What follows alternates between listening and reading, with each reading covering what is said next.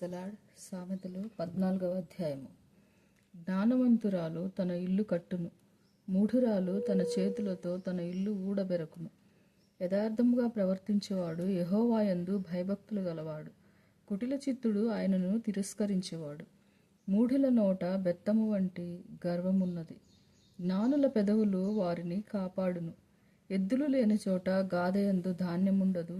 ఎద్దుల బలము చేత విస్తారము వచ్చుబడి కలుగును. నమ్మకమైన సాక్షి అబద్ధమాడడు. కూట సాక్షికి అబద్ధములు ప్రియములు. అపహాసకుడు జ్ఞానము వెదుకుట వ్యర్థము. తెలివిగలవానికి జ్ఞానము సులభము. బుద్ధిహీనుని ఎదుట నుంచి వెళ్ళిపోము. జ్ఞానవచనములు వాని యందు కనబడవు గదా. తమ ప్రవర్తనను కనిపెట్టియుండుట వివేకుల జ్ఞానమునకు లక్షణము. మోసకృత్యములే బుద్ధిహీనులు కనపరచు మూఢత. మూఢులు చేయు అపరాధ పరిహారార్థ బలి వారిని అపహాస్యము చేయును.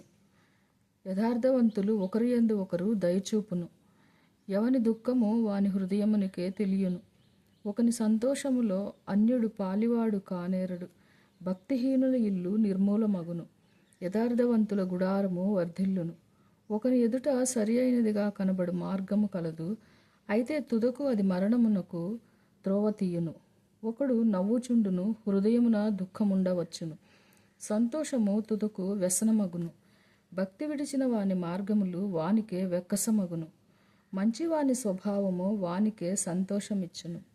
జ్ఞానము లేనివాడు ప్రతి మాట నమ్మును. వివేకి అయినవాడు ప్రతి నడతను బాగుగా కనిపెట్టును.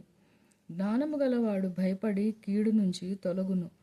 బుద్ధిహీనుడు విర్రవీగి నిర్భయముగా తిరుగును. త్వరగా కోపపడువాడు మూఢత్వం చూపును.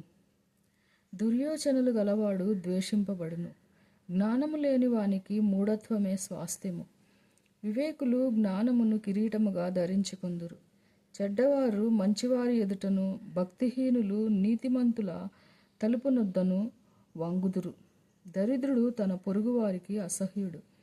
ఐశ్వర్యవంతుని ప్రేమించేవారు అనేకులు. తన పొరుగువాని తిరస్కరించేవాడు పాపము చేయువాడు. బీదలను కటాక్షించేవాడు ధన్యుడు. కీడు కల్పించేవాడు తప్పిపోవుదురు. మేలు కల్పించేవాడు కృపాసత్యములు నొందుదురు. ఏ కష్టము చేసినను లాభమే కలుగును. వట్టి మాటలు లేమిడికి కారణములు. జ్ఞానుల ఐశ్వర్యము వారికి భూషణము. బుద్ధిహీనుల మూఢత్వమే. నిజము పలుకు సాక్షి మనుష్యులను రక్షించును. అబద్ధములాడువాడు వట్టి మోసగాడు. యెహోవాయందు భయభక్తులు కలిగియుండుట బహుధైర్యము పుట్టించును. అట్టివాని పిల్లలకు ఆశ్రయస్థానము కలదు. యెహోవాయందు భయభక్తులు కలిగియుండుట జీవపు ఊట. అది మరణపాశములలో నుండి విడిపించును. జనసమృద్ధి కలుగుట చేత రాజులకు ఘనత వచ్చును.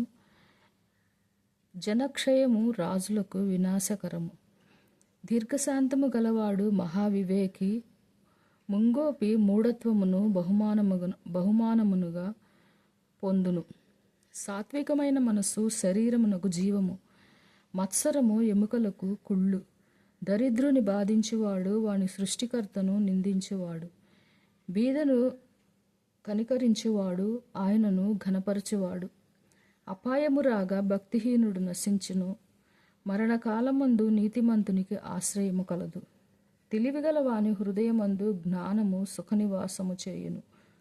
బుద్ధిహీనుల అంతరంగములోనున్నది బయలుపడును. నీతి జనులను ఘనతకెక్కుటకు కారణము. పాపము ప్రజలకు అవమానము తెచ్చును.